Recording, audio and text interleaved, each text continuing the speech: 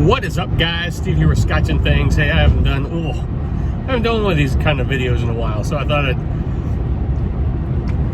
do one of these see my face videos and just ramble and talk.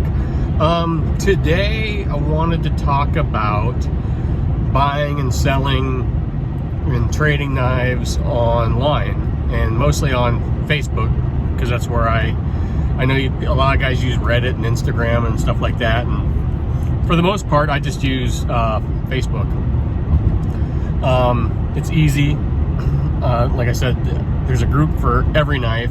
I've had, and also, if you're watching this video, I have had a ton of people ask in comments where they can find used knives, or a hard to find knife or something like that. And it's Facebook. I'm lucky enough that I do have a knife store near me, and they have a pretty good selection, but they don't have everything. They don't handle all the brands. And Facebook, like I said, if there's a knife, there is a Facebook group for it, or a general one. There's lots of them that cover, they're just groups in general for knives, but then there's also maker specific groups. And you can find good deals, you can find hard to find items. For instance, say like a Microtech SOCOM Elite manual. Impossible to find, brand new. We've talked about this. Microtech only drops them every so often, but you can get them online. You're going to pay more than you would retail, but that's just like with anything hard to find. So going back to like the groups though, and how I do it is, I'm really just a member of the groups in the knives like that I'm interested in. Or there's a couple like Everyday Blades and stuff like that. There's some that are just knife groups in general. And they always have a buy sell trade page. There's always like a buy sell trade thread going on, especially on the weekends. That's a good time to get in, but literally there's something there every day of the week. There's a Wednesday buy sell trade page. There's a OTF buy sell trade page, and I've had lots of people ask me about like Striders in general too. I'm a member of the Strider group, and if you're looking for a Strider, that's the place to go. I found Striders in general, if you don't get them at table price or retail price, you're gonna pay extra for them. It's just a fact. But there are guys on there that, they'll buy them brand new and they'll sell them there's some guys that try and get an extra couple $100, but then there's guys that are selling them fairly reasonable. And it is what it is. You weren't able to get it on the drop. This guy was. He's going to make a little money on it. But that group, I think, out of all the groups I'm in, that group polices itself the best, in my opinion. Prove me wrong. Say something else. The Spyderco PM2, PM3 it's so long I can't even remember. The PM Millie 2 Club, I think it is. They're pretty good too, and you don't have to. There's guys that trade other knives on there other than just Spyderco.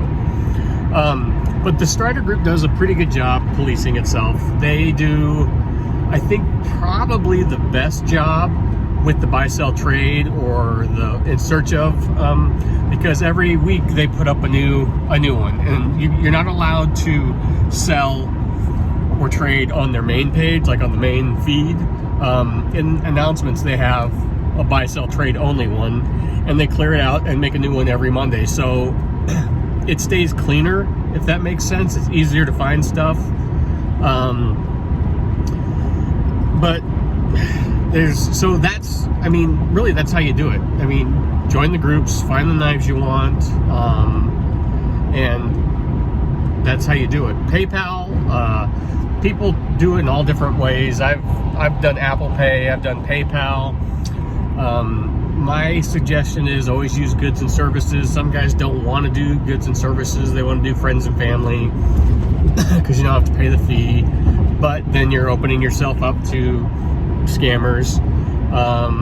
And there's been some talk, like, will PayPal, even if you use goods and services, will they even honor it since it's a knife? I don't know. I've never had to deal with it. But any kind of Venmo, Cash App, I mean, if it's out there, they'll use it. So then, and the reason really why I'm making this video, or actually two, is one, I've had lots of questions, like, where do you find them, how do you do it? Well, it's Facebook. I know there's others. Reddit is pretty popular. I don't have any inkling to go on there, so I've never used it. Instagram, I've tried to sell some on Instagram, and it's just, for me, that's just not a place I'm comfortable buying and selling, so I just stick to Facebook. So that being said, though, like I said, I made this for two reasons. One, lots of questions. Two, there's always scammers out there, and just this week alone, there's been one dude really going at it hard. I mean, so he's in, I've been lucky, knock on wood, because I've got a knife in the mail right now, and you're always like, cross your fingers. But there's a guy, he's got multiple, I mean, this guy's a hardcore scammer. So you need to, so it's not just as easy as joining these groups and buying and selling and finding the knife you want.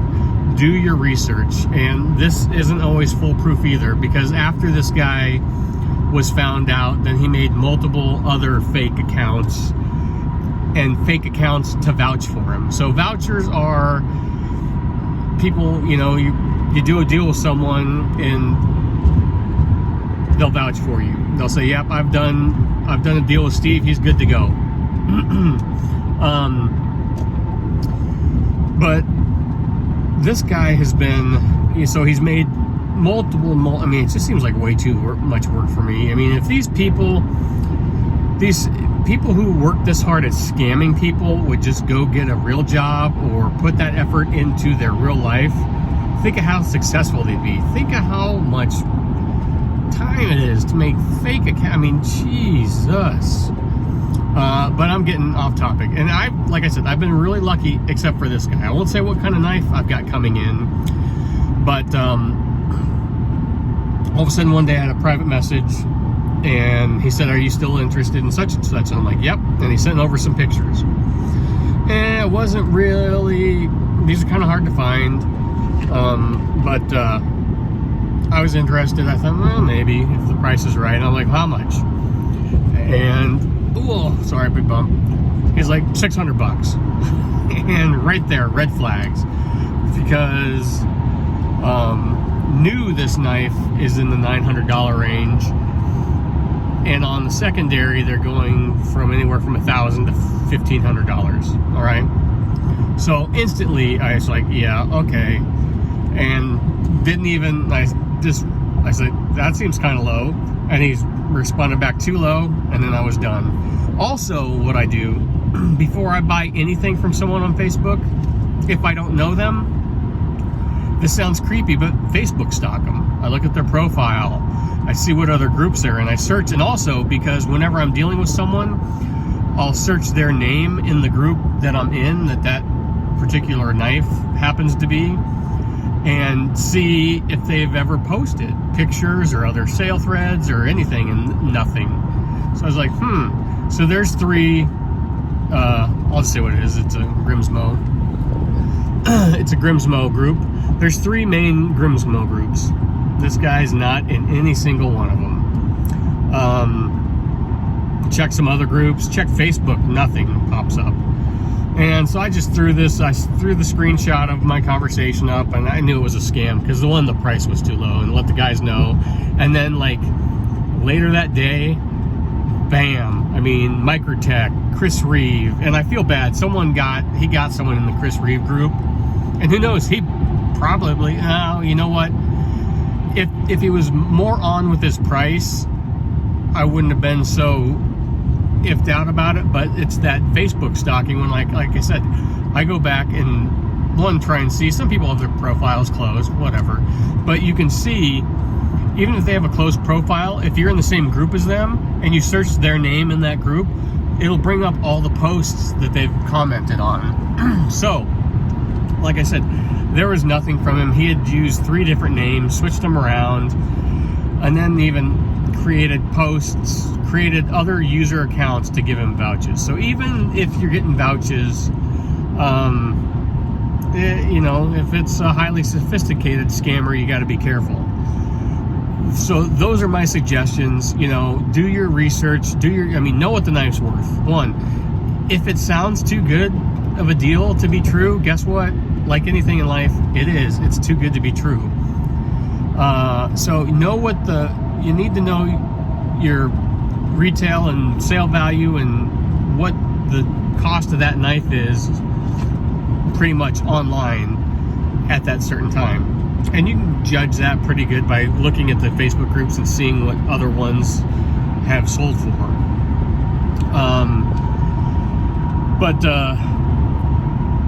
Yeah, my only suggestions are to be vigilant. And I've been fairly lucky. I mean, you get a pretty good handle. Like, even though this scammer had made a bunch of different accounts, he can't go back and make history that's years and years old. You know, how long have they been a member of that Facebook group? It'll tell you, you know, such and such joined this month. You joined the month you're trying to sell the knife. Yeah, that's kind of sketchy in my book. And you have to be patient, because if you're looking, it'll be out there. So be patient. If you want a knife that bad, trust me, if you're in those groups, one will pop up eventually. Just be patient.